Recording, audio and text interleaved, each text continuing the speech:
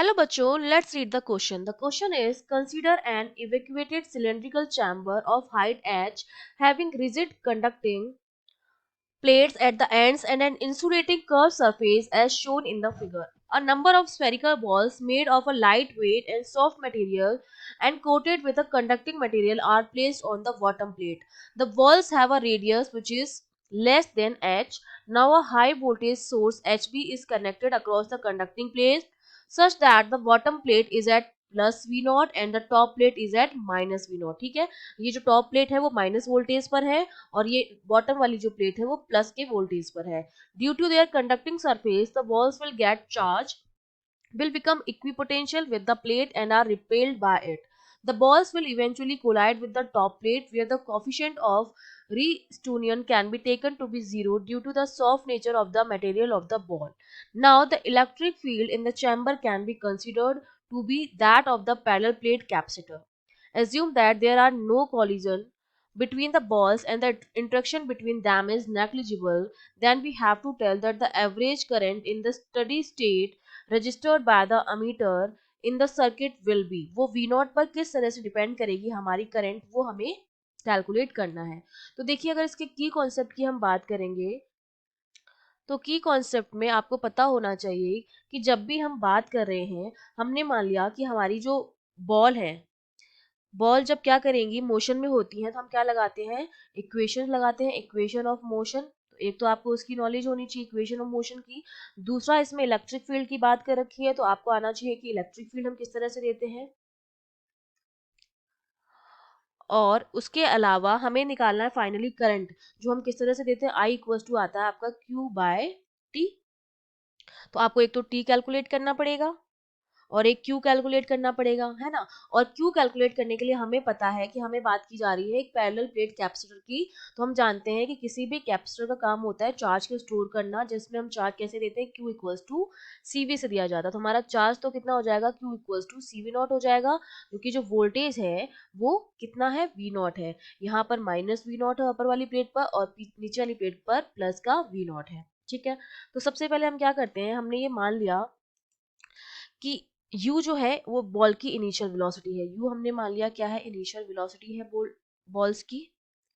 ठीक है, और वो स्टार्टिंग में क्या है, जीरो है. ठीक है, और दोनों के h जो है वो दोनों प्लेट के बीच की क्या है, डिस्टेंस है. h जो है वो क्या है, डिस्टेंस है, दोनों प्लेट के बीच की हमने मान लिया डिस्टेंस h है. और क्या है, t जो है वो टाइम है taken by the ball to cover the distance between the plates. ये बॉल्स इस प्लेट के कितना टाइम लगाती हैं इस डिस्टेंस को कवर करने, वो हमारा टाइम हो गया t. ठीक है, और हाइट हो गई हमारी h, दोनों प्लेट के बीच की डिस्टेंस h हो गई. बॉल्स कितना टाइम लगाएंगी वो t हो गया और बॉल्स का इनिशियल वेलोसिटी जीरो हो गया. तो हम जब इक्वेशन ऑफ मोशन लगाएंगे h equals to u t plus half a t square करके, हाफ ए टी स्क्वायर, तो इनिशियल वेलोसिटी तो जीरो है तो h इक्वल्स टू आ जाएगा ए टी स्क्वायर. ठीक है, h इक्वल्स टू आ गया आपका हाफ ए टी स्क्वायर. तो यहाँ से मैं t की वैल्यू कैलकुलेट कर सकती हूँ, है ना. तो अब मेरे पास क्या है, अब हमने मान लिया कि हमारा जो बॉल है वो क्या है, इलेक्ट्रिक फील्ड हम दे रहे हैं, तो एक फोर्स लगेगा इलेक्ट्रिक फील्ड की वजह से. जहाँ भी इलेक्ट्रिक फील्ड होता है तो एक फोर्स लगता है जो हमारा क्या होता है, क्यूई के द्वारा दिया जाता है.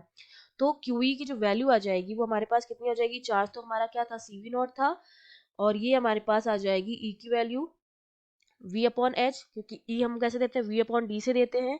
तो ये मेरे पास वैल्यू हो जाएगी two C V naught square upon H. ये हमने लगा दिया है force due to electric field, due to electric field, उसकी वजह से फोर्स हमारे पास कितना आ गया है, इतना आ गया है.